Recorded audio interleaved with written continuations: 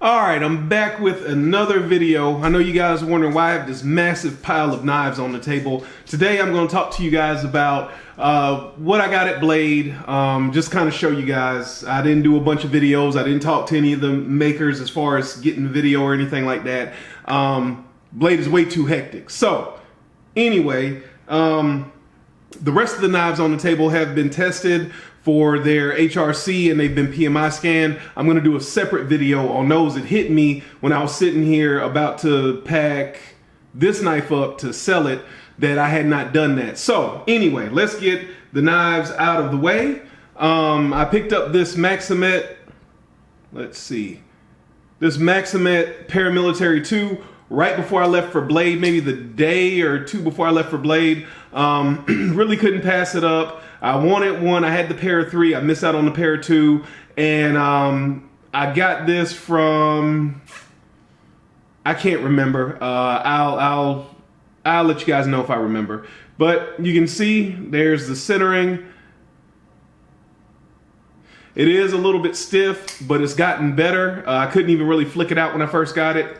It wouldn't drop shut. Now it does. So decent knife. I'll probably send it out to get it tested, even though I think we've already tested some of the Maximet. I think it was something ridiculous like 67 or whatever. So I'm probably going to send this one out to get it tested, and I'll definitely use it and see what it's all about.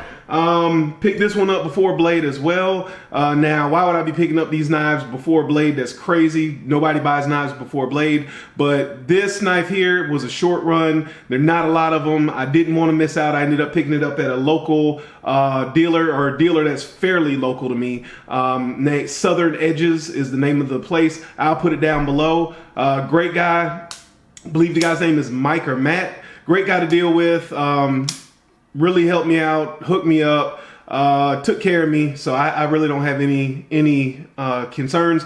I already started recording a video about this. You'll see it probably, maybe I'll drop it on Saturday. But anyway, that is the Hinderer non-flipper. Now, like I said, all these knives here are just in the picture. So let's get some of this stuff out of the way. Let's see. So this,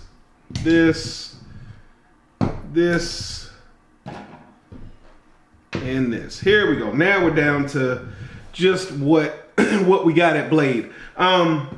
Picked this up. This is not mine, but I picked up this MFS fixed blade from Strider. You can see here, Strider PSF 27. So it's kind of like a D2 type steel, but this one, it goes through a different process. I picked up this Code 4. Now, I know you're saying you don't buy non-American made knives.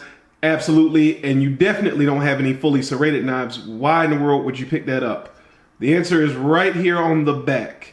CTS XHP. So, as you guys know, this steel was discontinued a while ago by Cold Steel. This is Cold Steel Code 4. I didn't say that. Cold Steel Code 4. And I want to get this tested as well. So I figured, you know, worst case scenario, I'll sell it once I get the test results back. If one of you guys want it, hit me up. I usually include my email address down below. And if nobody wants to buy it, then I will either use it for a while with the serrations, and when they go dull, I'll sharpen it down to a plain edge blade and we'll just use it and see what happens. I've also picked this up for a buddy. This is the Hurricane Camo Strider S&G, and I don't know what steel this is. This is 20 CV. So you can see here, still needs to be broken in. That is the lockup. So it is smooth.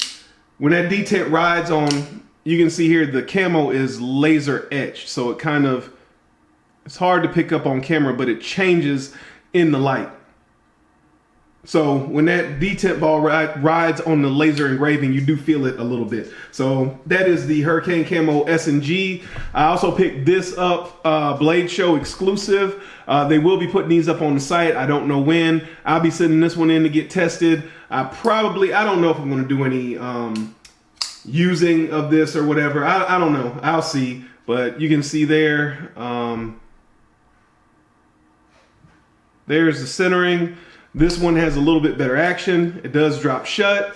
I did get a chance to pick this one from the batch. There were about, I don't know, 4 or 5 on the table, and he pulled this one out from underneath the table. So I don't know how many there actually were. So this is an M390, by the way, if you don't know. This is the Paramilitary 2, obviously. So that's going off to be tested, just so we can build our database on the M390 and all of the similar steel. So that's also, like I said, why I picked up this XHP. Then finally, the last thing I picked up, also not for me, was this SOE pouch here, Strider pouch.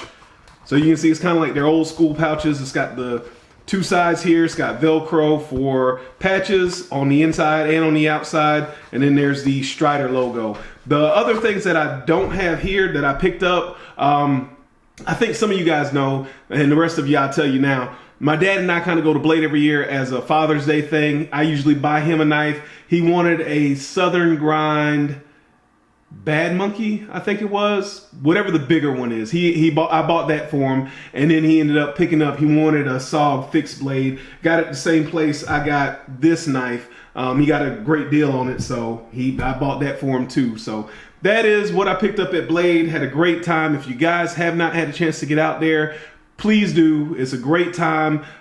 Several buddies of mine and I met up out there. I saw Super Steel Steve. I saw Vinny from Nero's Knives. I saw Alabama Knives from Instagram and YouTube. I'm trying to think of, I saw Stasa, and I think that might be about it. Maybe I saw a few other guys, but it's a great time. Yes, there are lots of knives, but anybody that's been will tell you it's more about the people and just getting a chance to meet everybody and have a bunch of fun. So that's it, guys. I appreciate you guys watching. I will catch you in the next video. And remember, a lazy man carries a dull knife.